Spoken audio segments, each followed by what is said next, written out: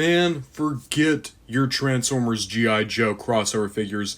I got the only crossover I need right here, man. Yet another addition to the Parliament of Shockwave. A couple of months ago, I was on eBay trying to find Christmas gifts for friends, and I came across a seller who was trying to unload some custom figures of a translucent pink plastic G.I. Joe bat that has been customized to look like Shockwave. And of course, I had to buy it. I actually bought three of these guys. I gave two of them away, but then there's one that I just had to keep for myself. I don't know much about G.I. Joe. It's never been my cup of tea. I know what the bats are. They're the Battle Android Troopers. These replaced the Cobra enemies in the third year of G.I. Joe. It's basically just so the Joes can shoot and kill something and you don't have to feel bad because it's just a dumb, soulless robot. But there has been a history of custom versions of these guys in things like the Transformers Collectors Club, the G.I. Joe Collectors Club. I think they did like a Devastator version. They did a version of Prime Soundwave as a bat. And this is just kind of an evolution of that. Now we have it as Shockwave. And even though I do think that like the visor makes this better as like a Prime Soundwave homage, it does work really well as Shockwave, especially when you take the gun hand into consideration. A big gimmick with bats is the fact that you can switch out the right hand.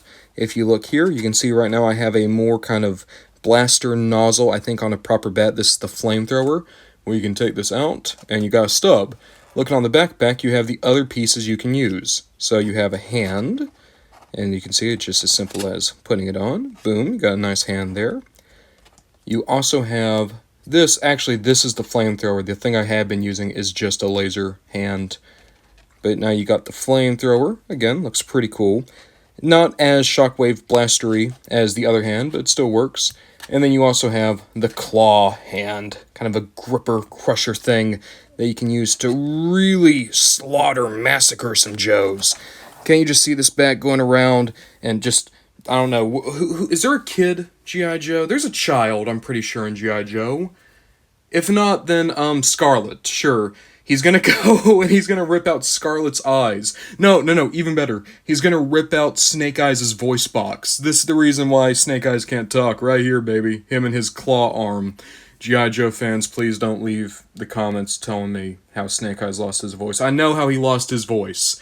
Okay? Storm Shadow hired a Cobra sniper to kill Snake Eyes and their master, and they succeeded in killing the master, but Snake Eyes dodged, and in turn, he had a bullet go through his throat. Even then, I probably just got that super wrong. You know what? Correct me in the comments. The point is, the claw is cool. In fact, forget the claw. The toy in general is cool.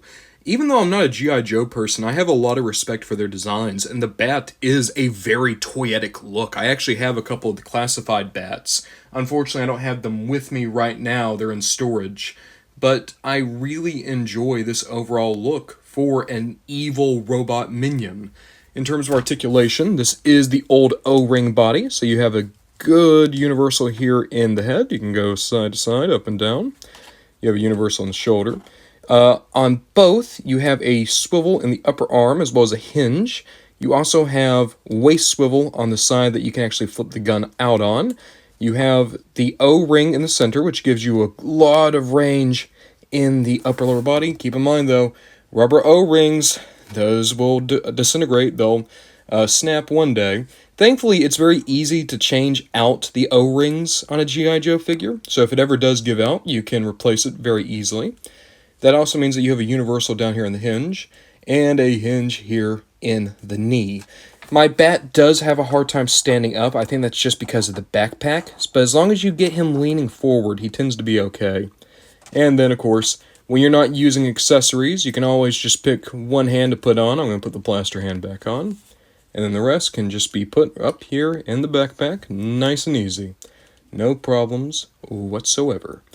My big thing with bats is just the fact that I think they're cool. I don't need many of them, but when I saw that they did one as Shockwave, I was like, hell yes, I need that. And I'm happy I did, because not only did it give two of my friends a pretty good Christmas gift, it also gave me a pretty fun Shockwave custom figure to go with the now 2 custom Shockwaves I own. Here are both of my custom shockwaves. One of them is the Cheesimus shockwave that was using the Titan's Return Trigger Happy mold. I'm pretty happy with these two.